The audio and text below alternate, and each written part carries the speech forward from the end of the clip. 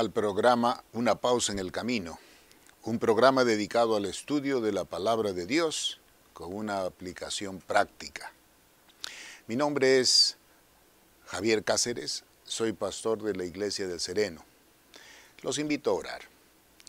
Amoroso Padre Celestial, te damos gracias por el privilegio que nos das de tener acceso a tu palabra y poderla estudiar. Ayúdanos para que al compartir tus sagradas escrituras puedan ser bendición para los oyentes. En el nombre de nuestro Señor Jesús. Amén. Esta semana estudiaremos Sufrir por Cristo. Es una lección de la escuela sabática que tiene una connotación a los días de nuestro Señor Jesús. Y me gustaría transponerme un poco al contexto de las Sagradas Escrituras cuando fueron registradas. ¿Qué estaba ocurriendo en los días del apóstol Pedro, del apóstol Juan, en Roma? El título es bastante específico, dice Sufrir por Cristo. Utilizamos la lección de la escuela sabática, está utilizando el libro de Pedro, primer libro de Pedro, capítulo 1, versículos 6 y 7. Dice la palabra del Señor: por lo cual vosotros os alegráis, aunque ahora por un poco de tiempo, si es necesario que tengáis que ser afligidos en diversas pruebas, para que sometido a prueba vuestra fe, mucho más preciosa que el oro, la cual aunque perecedero se prueba con fuego, sean halladas en alabanza, gloria y honra cuando sea manifestado Jesucristo. Sometidos a prueba. El concepto o el principio de sufrir por Cristo y las pruebas. Específicamente la lección está hablando de la persecución que ocurrió en los días de Domiciano, Diocleciano y Trajano. La palabra de Dios es enfática al mencionar que, si bien es cierto, los seres humanos tienen diversas formas de atender, de proceder, de atender a las personas, la historia nos dice que simplemente en los días del apóstol Pablo, la persecución provocada por los emperadores romanos produjo en la iglesia un sinnúmero de angustias y sufrimientos. ¿Qué estaba ocurriendo? Vamos a pensar por un instante en el contexto. ¿Qué estaba ocurriendo? Por ejemplo, los gladiadores romanos, si bien es cierto ellos eran personas diestras para la guerra, pero eran esclavos. Por más fuertes y guerreros que fueran y eficientes en las armas, no podían tener libertad, estaban siendo sojuzgados. Es imposible creer o comparar lo que estaba ocurriendo hace 2000 años atrás con lo que ocurre en nuestros días. Nosotros, en la sociedad moderna, el simple hecho de tocar a un individuo, entramos dentro del concepto del harassment. Las leyes contemporáneas han hecho que los seres humanos tengamos como principio de la sociedad el respeto a los demás. Pero en los días de nuestro Señor Jesús, las leyes que los emperadores implementaban y la persecución que prosiguió después de esto, no tenían ningún tipo de parangón ni se podría comparar a nuestros días, la pérdida de la libertad.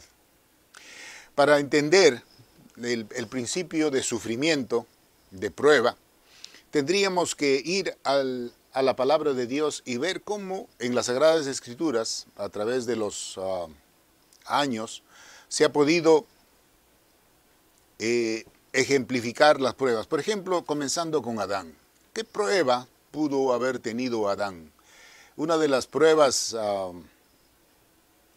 mayores que tuvo el patriarca es la pérdida de su hijo Abel, cuando tuvo que enfrentar la muerte o el asesinato de Abel por su hermano Caín. Fue una prueba dura, era la primera vez que nuestro primer padre se esté confrontando a la muerte de un ser querido, de un hijo. Es más común que un hijo entierre a su padre, pero cuando un padre tiene que enterrar a su hijo, es una situación bastante triste, trágica para el padre. Y fue una prueba porque Adán estaba comenzando a cosechar la penetración del mal y el pecado en esta tierra. Ahora, en cuanto a, pensamos en Noé, cuando los antidiluvianos comenzaron a burlarse de él y hacerle burla, era también una prueba difícil para él. En algunos otros personajes, como en el caso de Abraham, que Dios le tuvo que pedir que su hijo, lleva a tu hijo Isaac y sacrifícalo. Era un tremendo sufrimiento para Abraham tomar esa decisión de sacrificar a su hijo. Estamos hablando de las pruebas. ¿Por qué las pruebas están relacionadas con la vida espiritual? La palabra de Dios habla del principio básico de la fe.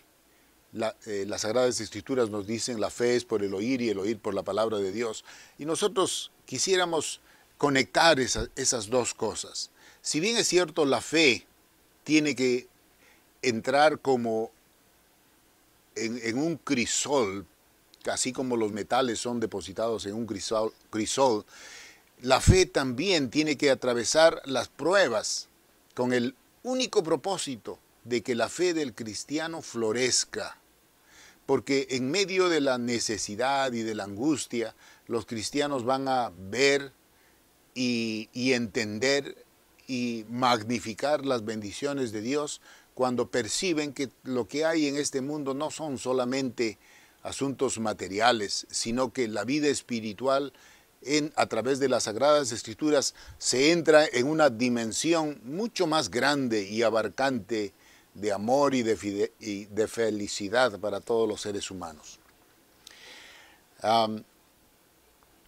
Como miembros de iglesia, como individuos, como personas, todos somos llamados a una reflexión del hecho de que las pruebas en este mundo existen, que las tragedias y las situaciones difíciles siempre van a existir.